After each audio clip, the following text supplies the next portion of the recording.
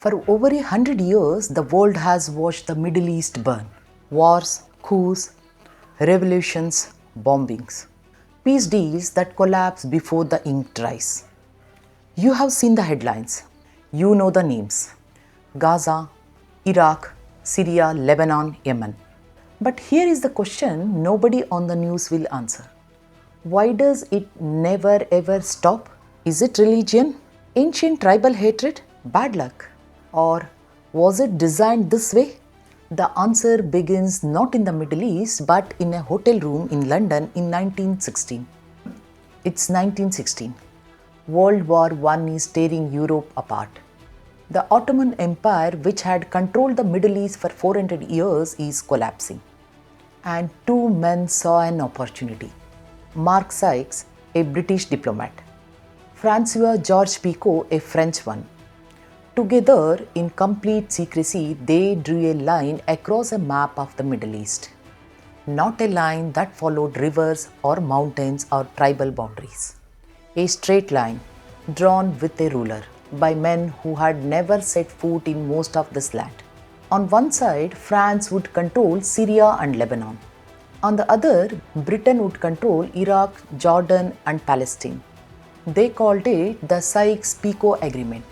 The people living there were never asked. Sunni Muslims, Shia Muslims, Kurds, Christians, Druze, Jews communities that had lived separately for centuries were suddenly crammed inside the same artificial borders, or worse, split apart.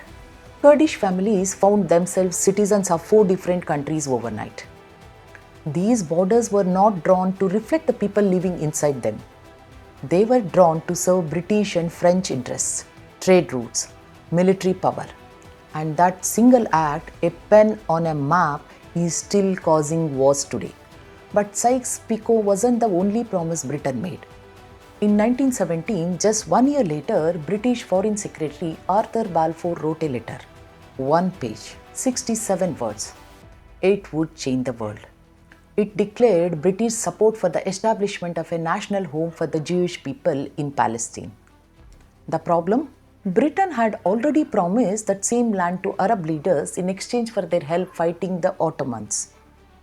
2 promises, 1 land to 2 different people. This is not ancient tribal hatred. This is a 20th century political contradiction created by colonial powers who needed allies and did not care about the consequences. Fast forward to 1948. The state of Israel is declared. 7 Arab nations immediately go to war. 7 lakh Palestinians flee or are expelled from their homes. They call it the Nakba, the catastrophe. Israel calls it independence. Both are right, both are real, and both sides have been fighting over that wound ever since. Now add oil. In the 1930s, American and British companies discovered something extraordinary under the sands of Saudi Arabia, Iraq, and Iran. The largest oil reserves on the planet. Suddenly, the Middle East is not just strategically important, it is the most valuable piece of real estate on earth. And the great powers would do anything to control it. In 1953, Iran's democratically elected Prime Minister Mohammad Mossadegh tried to nationalize Iranian oil, give it back to the Iranian people.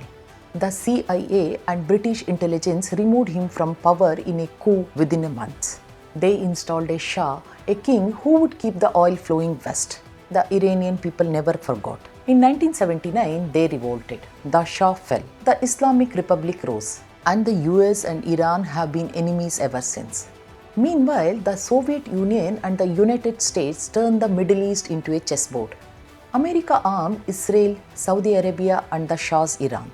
The Soviets armed Egypt, Syria, and various liberation movements. Every local conflict became a proxy war. Local leaders played both sides for weapons and money. The people paid the price. Then came the modern era. And if the colonial borders were the fire, American foreign policy poured the fuel. 1980. Saddam Hussein, president of Iraq, invaded Iran partly for territory, partly for oil fields. America quietly backed Saddam with weapons and intelligence not because he was good, but because Iran was the bigger threat to US interests. The war lasted 8 years and solved nothing. 1990. Saddam Hussein invades Kuwait. The US goes to war and wins, but leaves Saddam in power. 2003. The US invades Iraq again. This time they remove Saddam entirely. What they did not plan for. Without Saddam holding it together by force, Iraq's artificial colonial borders, Sunni, Shia, Kurd, exploded into sectarian war. 4 lakh people died. ISIS rose. 2010, a street vendor in Tunisia sets himself on fire. Within months, the Arab Spring sweeps the region. Egypt, Libya, Syria, Yemen, Bahrain, millions demand democracy. Some governments fell. Others fought back. Syria descended into the most catastrophic civil war of the 21st century. 500,000 dead, 12 million displaced. And again, foreign powers poured weapons in from every direction. Russia, America, Iran, Saudi Arabia, Turkey. Everyone fighting their own war inside someone else's country. So now you know the real answer. The Middle East stays in conflict because peace was never the goal of the people who drew the maps. Artificial borders that guaranteed internal conflict. Promises made to multiple parties that could not be kept. Oil wealth that made outside powers permanently interested in instability. And a Cold War that filled the region with weapons that are still being fired today. Every time a peace deal is closed, someone with an interest in the conflict has a reason to blow it up.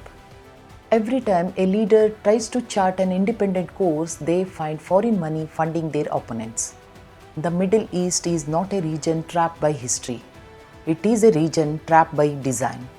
And until the world is honest about who designed it and why, the fires will keep burning. If this video made you see the Middle East differently, share it with someone who needs to understand why this keeps happening. Subscribe to our channel. Thank you for watching.